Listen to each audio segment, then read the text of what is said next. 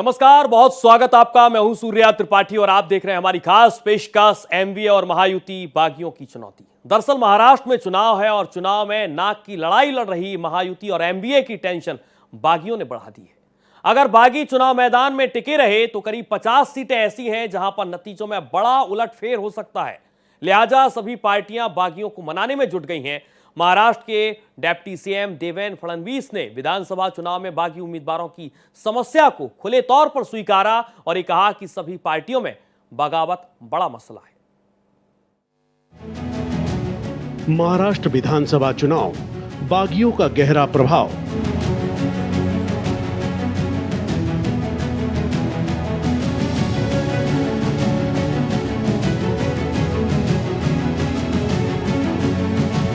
हर तरफ बगावत, शुरू हुई मनाने की कवायद।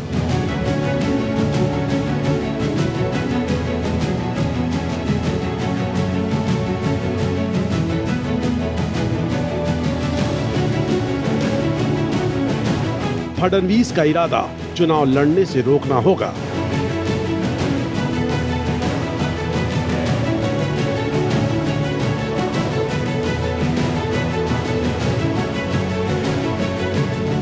एमवीए की पहले से तैयारी, कमेटियों पर जिम्मेदारी।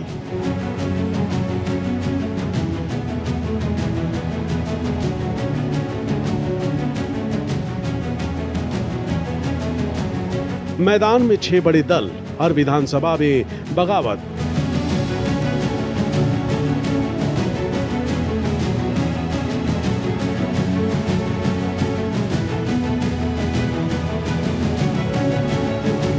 एमवीए महायुति में जंग, बीजेपी कांग्रेस बड़े दल।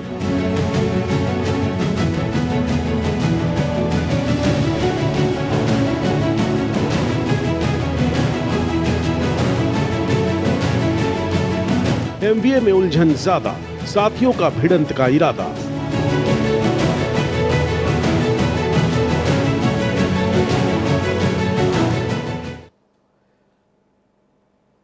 दरअसल महाराष्ट्र चुनाव में नाक की लड़ाई लड़ रही महायुति और एमवीए की टेंशन बागियों ने बढ़ा दी है और अगर बागी चुनाव मैदान में टिके भी रहे तो करीब 50 सीटों पर नतीजों में बड़ा उलटफेर हो सकता है। लिहाजा सभी पार्टियां बागियों को मनाने में जुटी हैं। तो उधर महाराष्ट्र के उप मुख्यमंत्री देवेंद्र फडणवीस ने विधानसभा चुनाव में बागी उम्मीदवारों की समस्या को खुले तौर पर स्वीकार करते हुए कहा कि सभी पार्टियों में बगावत बड़ा मसला है। महाराष्ट्र विधानसभा चुनाव में बागियों ने महायुति और महाविकास आघाड़ी गठबंधनों की टेंशन बढ़ा दी है। महायुति के साथ महाविकास आघाड़ी अलायंस के कई बागी उम्मीदवार मैदान में हैं। ऐसे में दोनों गठबंधनों के नेता नाम वापसी की तारीख का इंतजार कर रहे हैं। इस बीच सभी प्रमुख दलों के नेताओं ने बागियों को मनाने की कोशिश तेज कर दी है ताकि ये सुनिश्चित किया जा सके कि मतों का बिखराव न हो।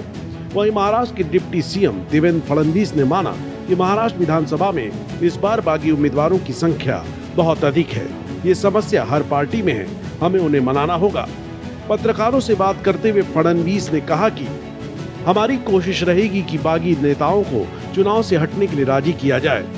जब महायुति समन्वय समिति की घोषणा हुई थी तो तीनों पार्टियों के प्रतिनिधियों ने हर विधानसभा क्षेत्र में इस तरह की समितियां बनाई। इन कमेटियों का मकसद था कि जिन लोगों को टिकट नहीं मिल रहा है उन्हें बागी न होने के लिए राजी किया जा सके। हालांकि ऐसा लगता है कि कमेटियां काम नहीं कर रही हैं। शिवसेना और एनसीपी में बगावत के चलते इस बार कांग्रेस, बीजेपी समेत 6 बड़े दल मैदान में हैं। इसी वजह से बागी भी ज्यादा हैं। राज्य की लगभग हर सीट पर बागी हैं। एक मीडिया रिपोर्ट के मुताबिक इनकी संख्या 150 से ज्यादा है। अब सबकी निगाहें नाम वापसी की आखिरी तारीख 4 नवंबर पर है। उसके बाद ही पता चलेगा कि लड़ाई कैसी होगी। इस बार 7,995 उम्मीदवारों ने नामांकन किया है। आखिरी दिन 4,996 ने पर्चे भरे।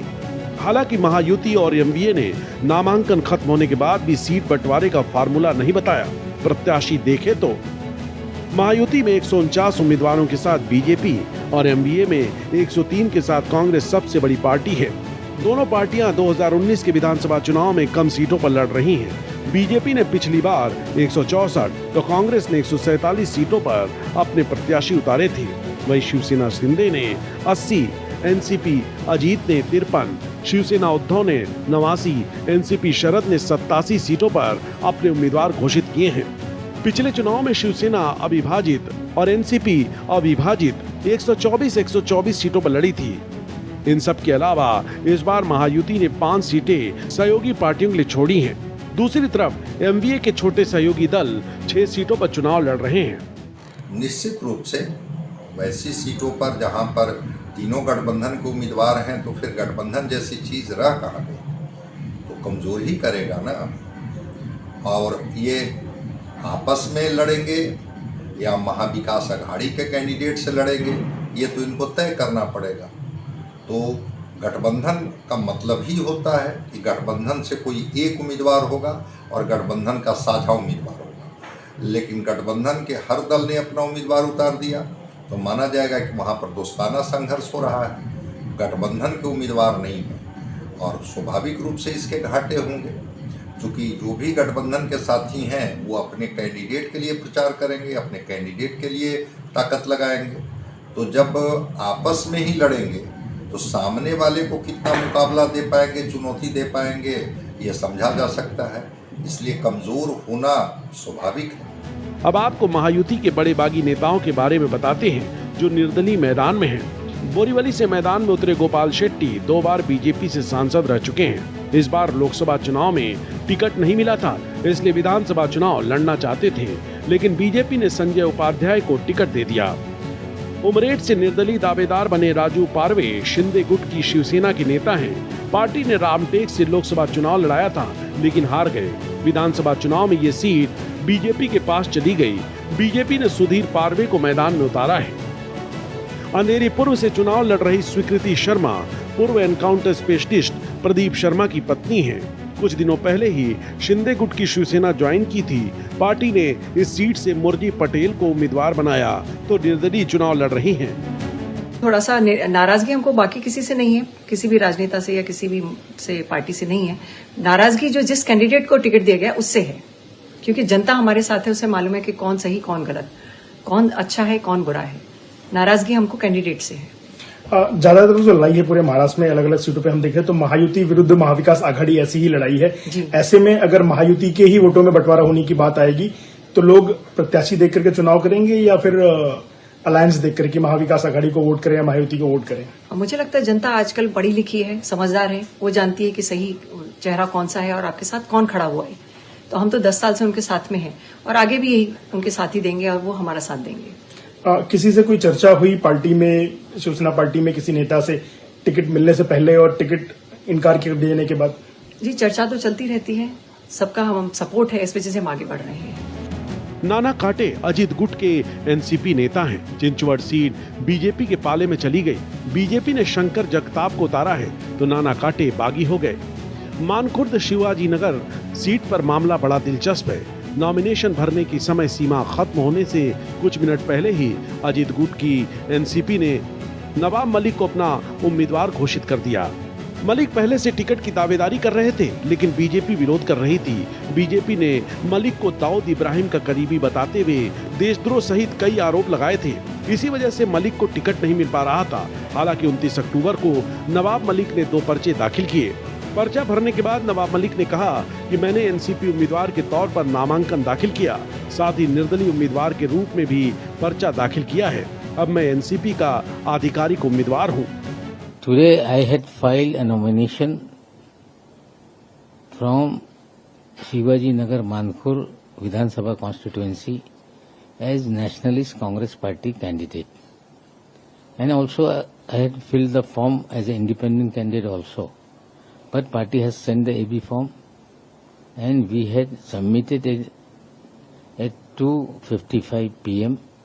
and now I am an official candidate of Nationalist Congress Party. I am very much thankful to Ajit Pawar ji, Praful Patel ji, Sunil Tatkare ji. They had made confidence in me. Definitely people demand to contest election from Shivaji Nagar Mankhur. And definitely the huge voter will be support me. They give a huge support in my rally. I am very much confident that this time we will win from Shivaji Nagar Mankhur Vidhan Sabha Assembly constituency. BJP अब भी नवाब मलिक की उम्मीदवारी का विरोध कर रही है। समझौते के तहत ये सीट शिंदे गुट को मिली थी। पार्टी ने यहां से सुरेश पाटिल को टिकट दिया है। बीजेपी ने भी पाटिल का समर्थन किया है और लगातार मलिक के खिलाफ बयान दे रही हैं।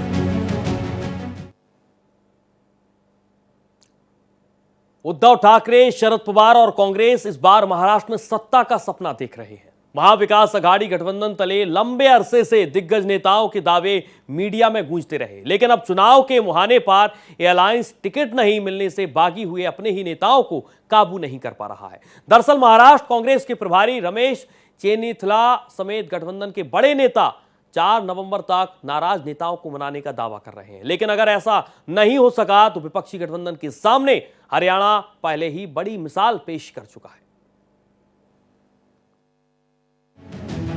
महाराष्ट्र विधानसभा चुनाव 2024 में सभी सियासी दलों के लिए बागी उम्मीदवार बड़ी समस्या बनकर उभरे हैं। उप मुख्यमंत्री देवेंद्र फडणवीस ने पहली बार बागी उम्मीदवारों की परेशानी को स्वीकार करते हुए कहा कि सभी पार्टियों में बागी उम्मीदवारों की बड़ी संख्या है। महाविकास अघाड़ी के सामने भी बागियों को ठंडा करने की बड़ी चुनौती है। एमवीए में कांग्रेस के 4 बागी ठाणे की कोपरी, पचपाखड़ी जैसी सीटों पर गठबंधन के आधिकारिक उम्मीदवारों के खिलाफ चुनाव लड़ रहे हैं, जहां एकनाथ शिंदे महायुति के उम्मीदवार हैं। शिवसेना यूबीटी के बागी मुंबई के मानखुर्द शिवाजी नगर में चुनाव लड़ रहे हैं, जहां सपा के राज्य प्रमुख अबू आजमी उम्मीदवार हैं। इसके अलावा मुंबई की वसोवा और बुल्ढाना जिले के मेहकर में भी शिवसेना ओबीटी के बागी हैं। हालांकि मुंबई की धारावी सीट पर पार्टी के बागी ने मुंबई कांग्रेस अध्यक्ष वर्षा गायकवाड़ की बहन ज्योति के खिलाफ नामांकन वापस ले लिया है। बाकी सीटों में से कुछ पर एनसीपी के बागी उम्मीदवार शिवसेना यूबीटी या कांग्रेस के आधिकारिक एमवीए उम्मीदवारों के खिलाफ अपनी उम्मीदवारी पेश कर रहे हैं, जबकि बाकी सीटों पर एनसीपी एसपी को अपने अन्य सहयोगियों या अपने ही खेमे के बागियों का सामना करना पड़ रहा है।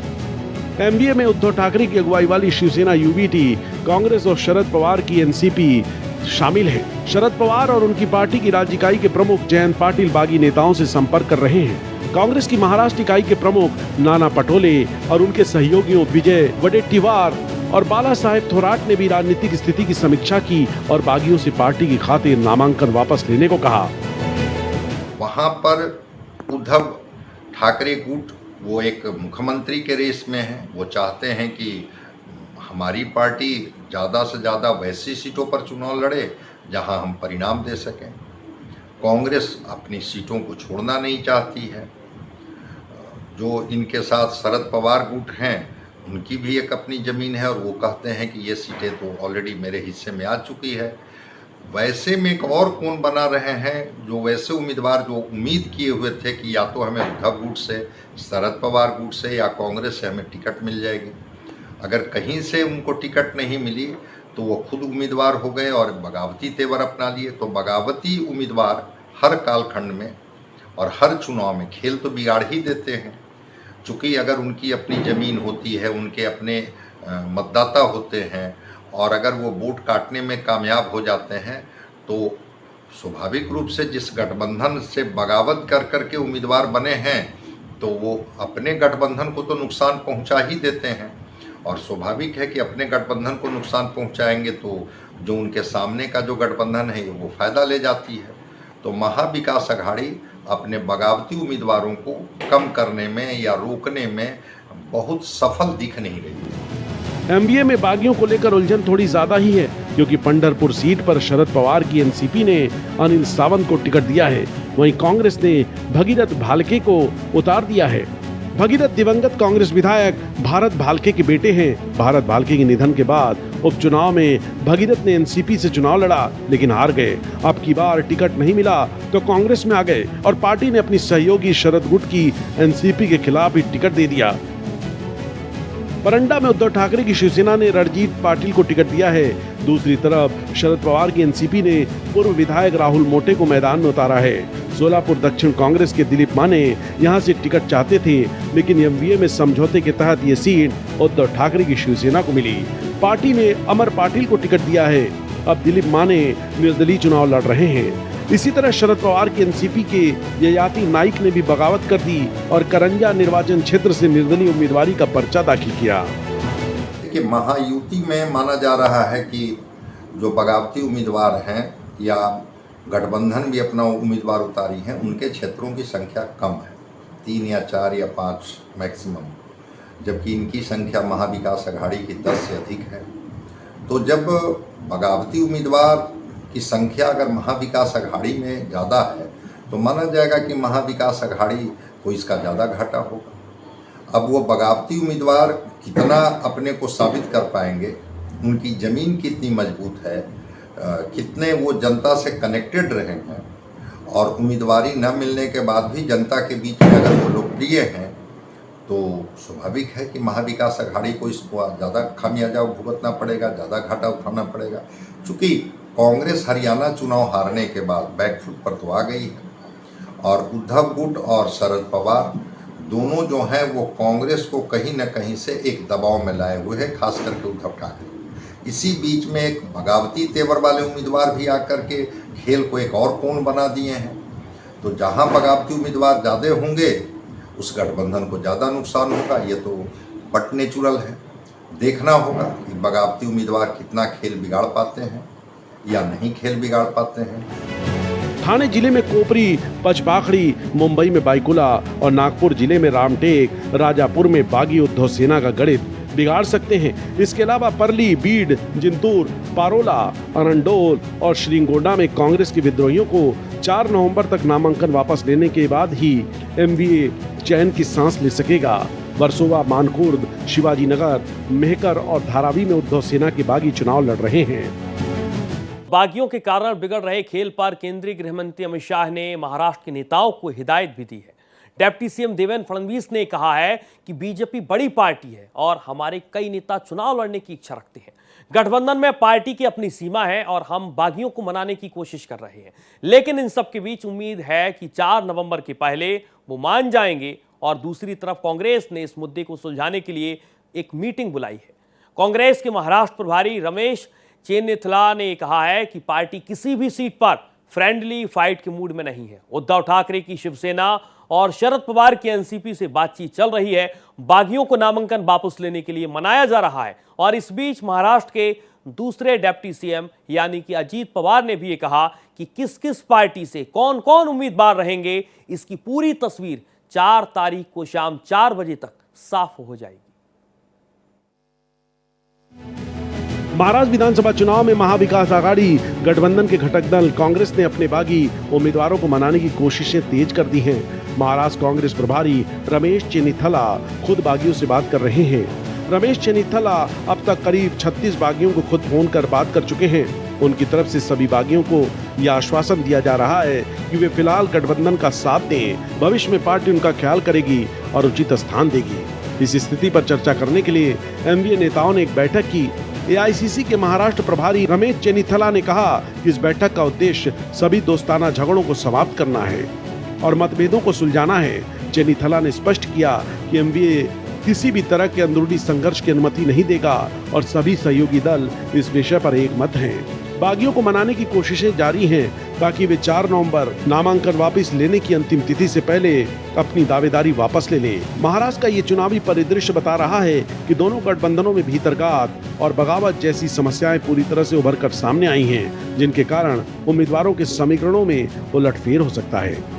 महाविकास आघाड़ी एक साथ है, हमारे कोई मतभेद नहीं, कोई भी हमारे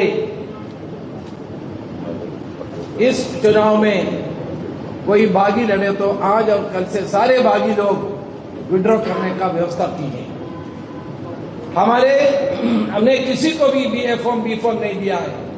जिसको कांग्रेस पार्टी हाईकमान ने अनाउंस किया है, केवल हमको ए फॉर्म बी फॉर्म दिया है।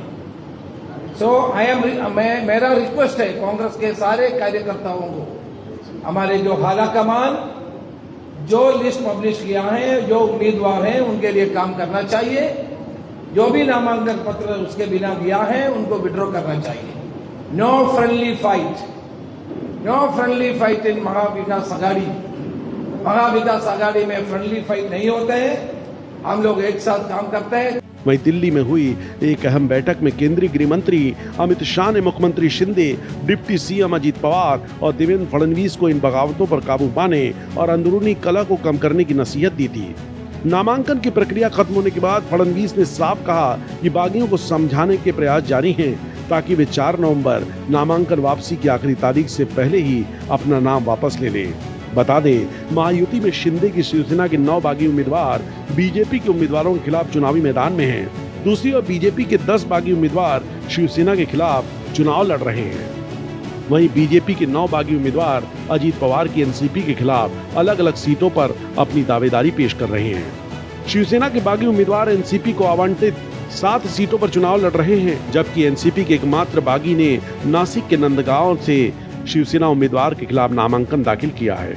इस प्रकार गठबंधन के भीतर मतभेद स्पष्ट रूप से उभर कर सामने आए हैं। बड़ी बगावत की वजह है कोऑर्डिनेशन का अभाव। अगर गठबंधन के साथी आपस में तय नहीं कर पाए कि किनको कितने सीटों पर चुनाव लड़नी है, अंतिम समय तक इसी में उलझे रहे कि कितने सीटों पर लड़नी है और कौन सी सीटों पर लड़नी है, इस वजह से दोनों गठबंधनों में ये स्थिति बनी। भाजपा महायुति गठबंधन में चाहती है कि हम अधिक से अधिक सीटों पर चुनाव लड़ें।